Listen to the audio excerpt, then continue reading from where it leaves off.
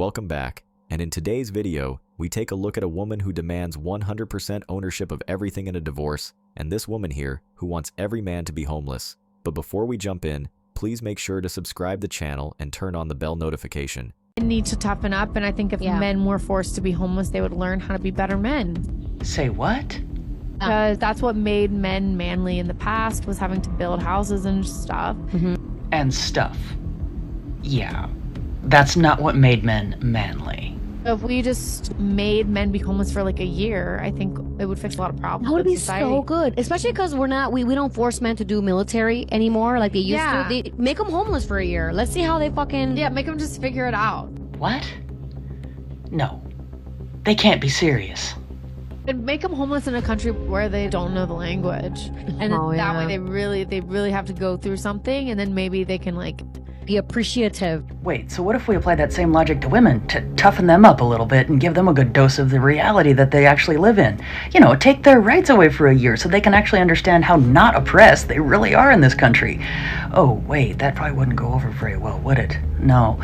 But then again, hearing stuff like this come out of some women's mouths does make me really appreciate how some can actually perceive women as illogical and irrational. How can these women be so out of touch with reality and talk this level of narcissistic nonsense and still not get any reality checks? Because if the same thing was said about women, then they would lose their empty heads completely. Y'all can be better. I'm cool with that, you know? Ain't no fight on my end, baby. See, when you know, let's let the truth reveal who's the strongest and who's the weakest. If women find out who y'all really are at the core, and they know what I know, and they stop dealing with you, let's see who go crazy first. Let's see who destroy the world. Now, y'all can either humble yourself. Every tongue shall confess and every knee shall bow that the true God is feminine energy. What? The true God is feminine energy. Oh, wait, you serious? Let me laugh even harder. Let's throw this broad in a ring with an able-bodied 18-year-old boy, and all of her delusions and facial reactions will go away for good.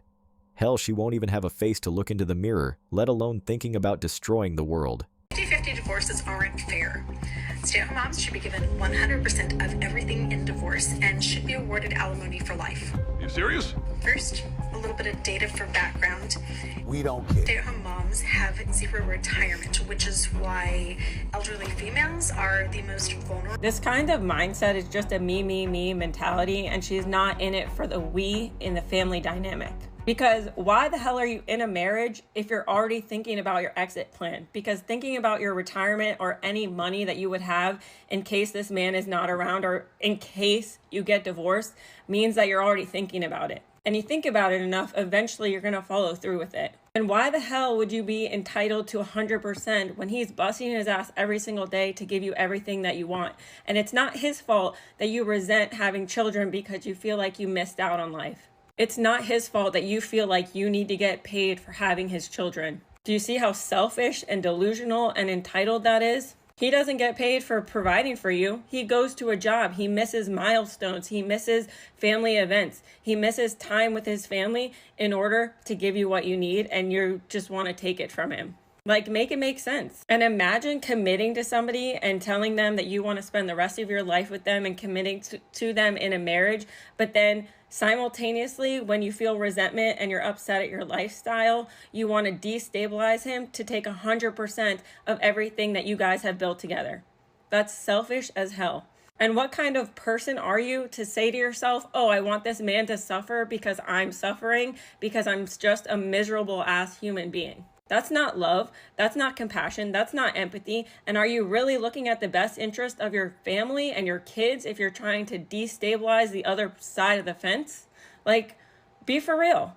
And in terms of alimony, if men are expected to pay their way after a divorce, then you should only get alimony for 1 freaking year, get your together, grow up, get a job, make your own money, and stop depending on a man that you hated so much that you decided to break your family up and leave it behind, all for what, a freaking paycheck? Well, congratulations. Now you actually have to go work and stop being a mooch and a lazy wife and a human being to someone that tried to take care of you and have a family with you. She talked about a great point.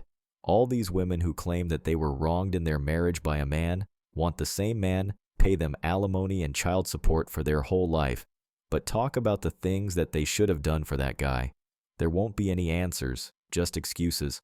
Watching my ex thrive, it's a beautiful thing, but it's really triggering for me because I walked away with literally having to start over after 12 years of starting over, of wondering if I'm going to be able to keep a roof over my head with my boys and not being able to just go out and play in our backyard like we used to.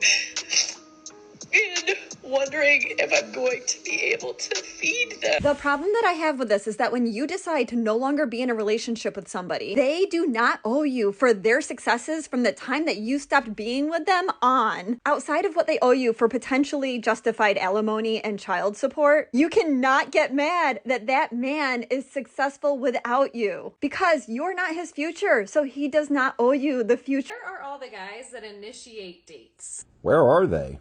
Why are you even asking? I mean, you told them to go away. You told them to leave you the hell alone.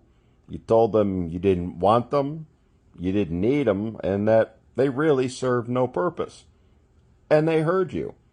So they're off, hanging with their bros, maybe having a few beers, playing some video games, have a little brisket on the smoker. They're enjoying life. They're done dealing with your drama.